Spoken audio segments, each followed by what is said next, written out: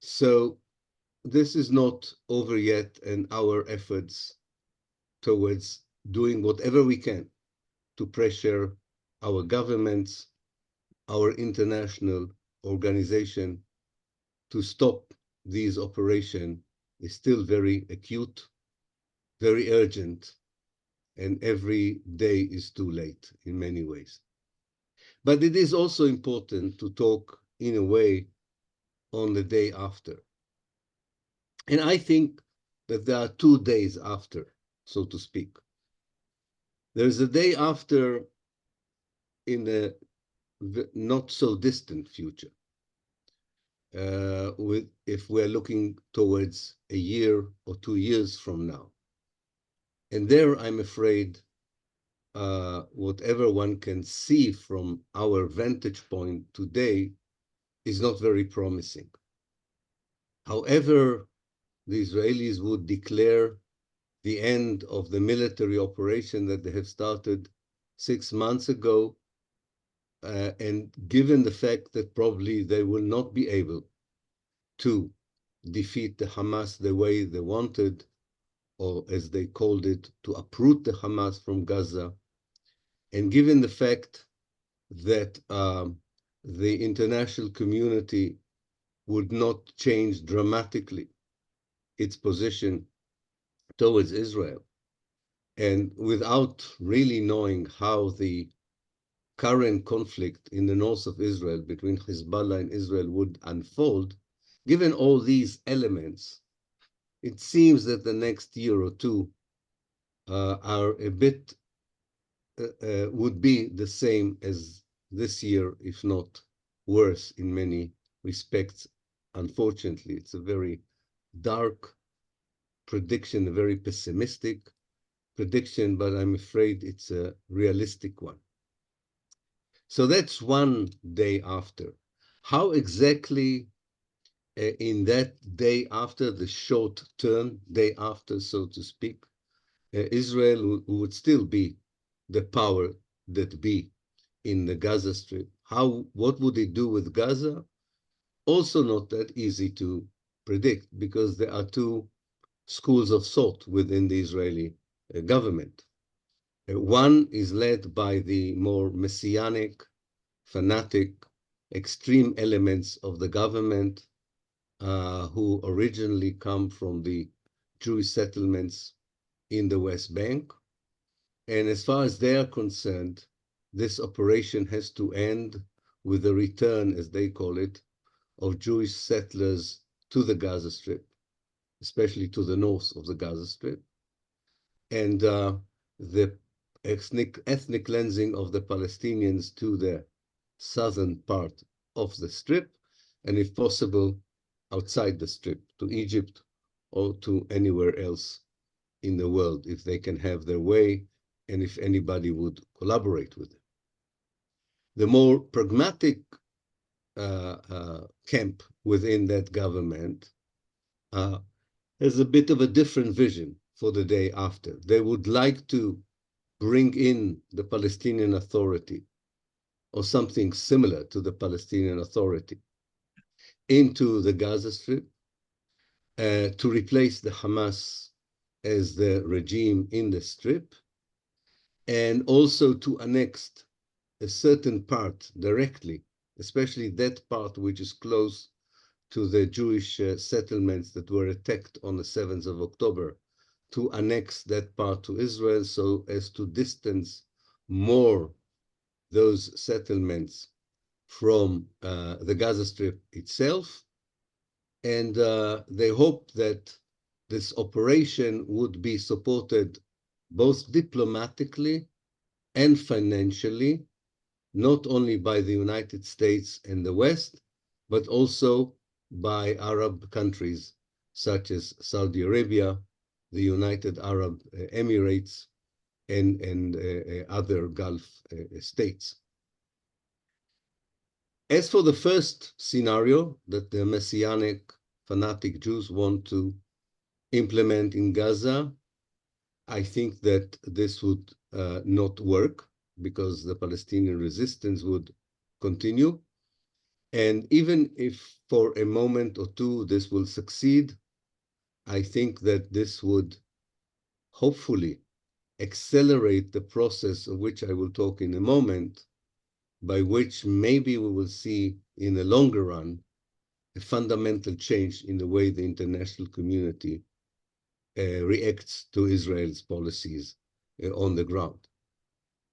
As for the second scenario of bringing back the PA into the Gaza Strip and taking away some of the Gaza Strip and annexing it to Israel, I'm afraid they have the power to do it. I don't know if there will be members of the PA who would be willing to do this. Is not clear yet, but this is a more feasible scenario, not a good one, not a moral one, not a just one, and not one that would hold on for a long time. But we have to be ready that this is the kind of process that the international community, and particularly the West, will support in the next year or two in Gaza. But if we look beyond the next year and the year after, which is very difficult if you are living in Gaza, if you are a refugee from Gaza, or even you live in the West Bank, but maybe it's the luxury of people like ourselves who are not suffering directly from that oppression, that we can have the ability and the space, more importantly than the ability, to think a little bit beyond the next year or the year after. And that vision, to my mind, is more optimistic from the point of view of the Palestinians, their aspirations for liberation, independence, for ending occupation, colonization, ethnic cleansing, and God forbid, another chapters of genocide. The reason I'm saying this is that in the long run, you can see processes that are happening inside Israel, in the Palestinian community, in the region, and in the world, that if they are moving in the way that I think they are moving together, they can create a very different reality on the ground in Palestine. So let me point to some of these processes that make me more optimistic about the long-term future. And as I warned, I'm afraid I have no good news for the next year or two. The first process is the one that is undergoing within the Israeli Jewish society, a process that already began before the 7th of October, one which has very little to do with the Palestinians themselves. It is much more linked to the inability of the Israeli Jewish society to find a common basis on which to define what does it mean to be a Jewish national community, or what does it mean to be part of Jewish nationalism in the 21st century. The difference between the view of the more religious, the more messianic, the more traditional Jews in Israel, and the view of the more secular, mostly people from a European origin Jews, the views are so different that the only thing that brings them together and creates some sort of a cement that keeps them together is the external danger, the fact that there is a common enemy, or that you believe that you have no choice but to work together, otherwise you will be extinct, destroyed, or defeated. But this is not a recipe for a long-term existence in the modern world. What we learned is that the way that these two camps see life in the future Jewish state is so different from one another that actually to implement their idea of how a Jewish state should look like, they have to impose it by force on the other side. And that's why we had these very violent clashes already before the 7th of October, and they are now resumed because relatively the action in Gaza from an Israeli perspective had decreased, and all these internal tensions have now erupted again and surfaced. And this kind of cold civil war continues, and I think will implode the Jewish society from within.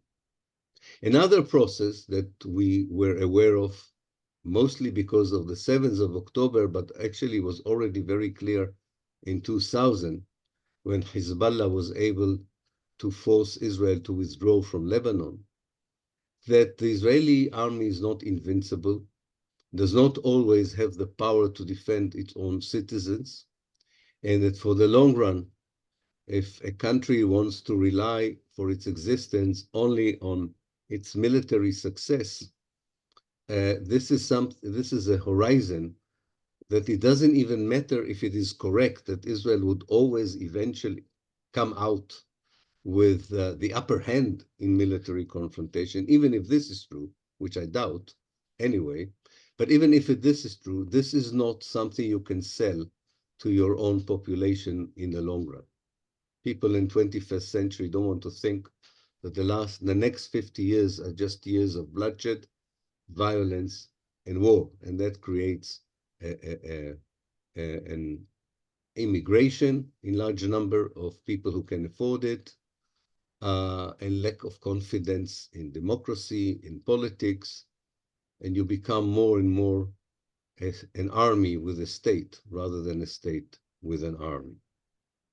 A third process is the inability of the government in such moments of crisis, as has been very clear in the last 6 months. And these moments of crisis, according to the Israelis' predictions themselves, would repeat themselves again and again. In these moments of crisis, the government or the state as a provider of services is not working. The only groups that were able to help the Israelis who had to leave the south of Israel and those who had to leave the north of Israel, who became internal refugees in their own state, the only groups that were effective were those who belonged to the civil society. Again, you can sustain such a behavior for a short term, but not in the long term. Another process is the economic situation. A future that entails one conflict after the other, that requires huge amount of money, of defense and for aggression, is not something that makes an economic system viable.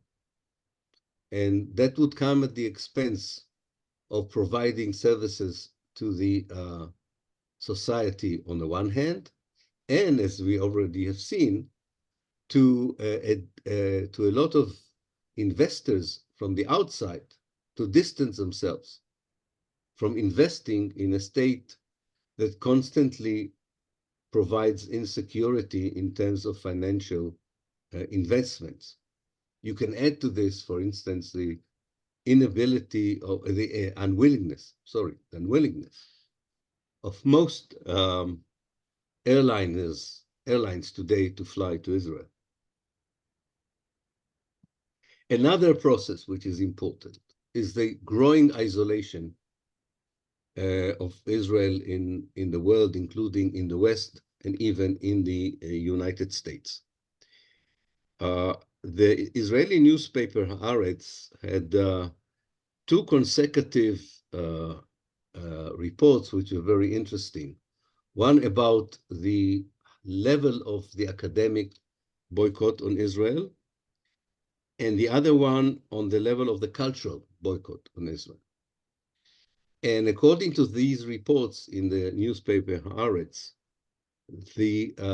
both boycott campaigns have reached such a level that it seems that it is now widespread, effective, and really sends a very powerful message to the academic and cultural elites of Israel that if Israel would continue the way it does, they will not be welcomed anywhere apart from pariah states, other pariah states. This is not sanctions. This is not the kind of policies that help to bring down the apartheid regime in South Africa, but this is a very important development compared to where these campaigns were, let's say, 15, 20 years ago when they began. This process can be also compared to another process, which is the change among the Jewish communities in their attitude towards Zionism. The younger Jewish generation, including in the United States, sees itself less and less as Zionist, less and less committed. In the case of the young generation in the United States, it's even more than that. It's not just not showing interest anymore of being the lobby for Israel. It is being actively involved in the solidarity movement with the Palestinians. And many of these young Jews and non-Jews who are marching for Palestine in the United States maybe in the future be in positions to influence policies as politicians, as business people, as academics, and so on. And this is an important process.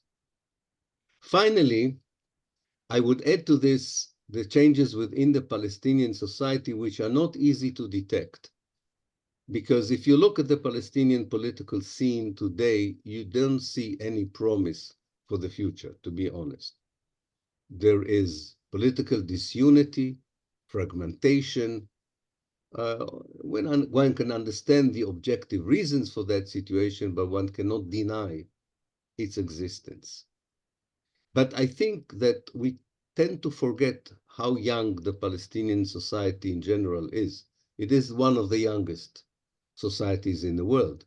And the younger Palestinian generation is far more united in its vision. I think it's less affected by affiliations to political factions and parties. I think it has a much clearer vision for the future, for the liberation itself and how the country should look after the liberation and how to get to the liberation. It's still not an organized energy. It's a very strong energy, but it's not organized yet. And therefore, I think it's not heard enough and it's not influencing as yet Palestinian politics. But I think it will in the future. And this would be an important impact to have a clear, united Palestinian statement of what the Palestinians want and how do they want to get there and what is their vision for the future. We're not there yet, but I do believe this is going to happen, not in the near future, but in a more distant future.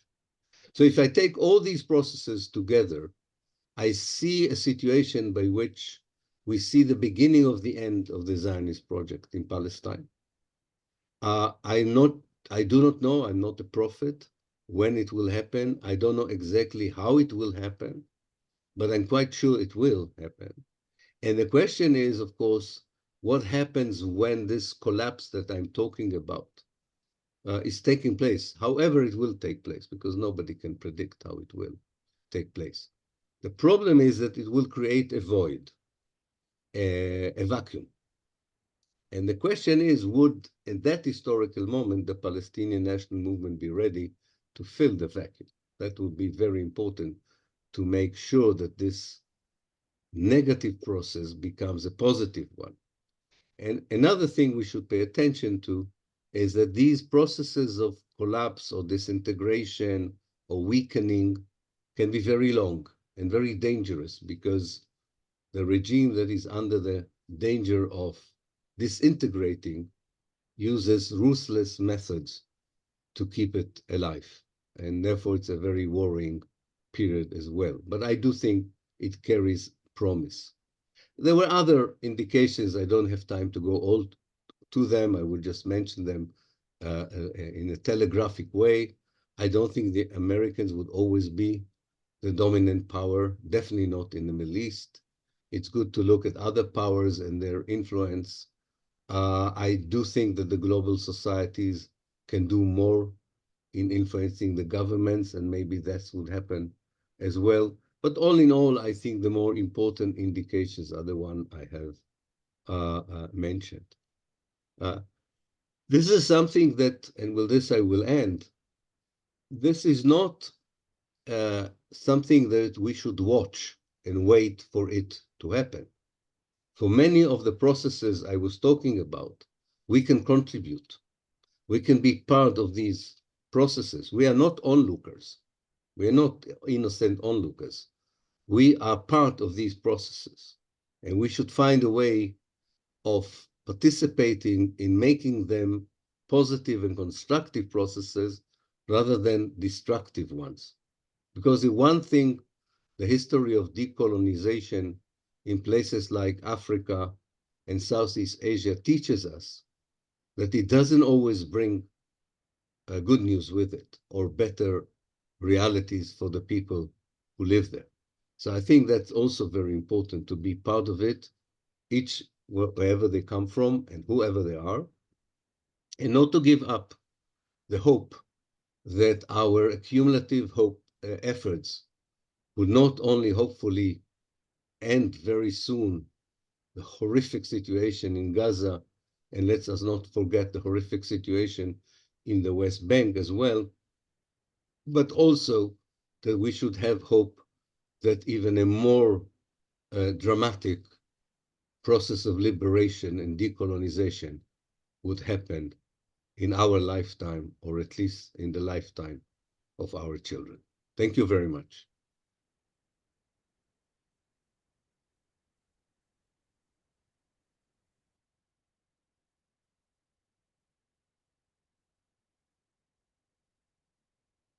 Thank you very much for the opportunity to do this one in Europe.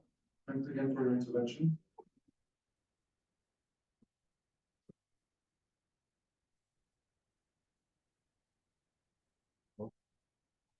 Alors, après l'intervention du professeur Pappé, nous allons pouvoir entendre aussi Pierre Stamboul, qui est le porte-parole de l'Union française juive pour la paix.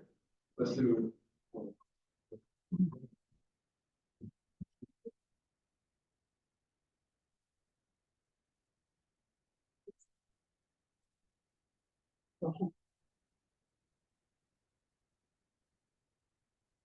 Bonsoir à toutes et à tous, et vraiment merci pour l'invitation.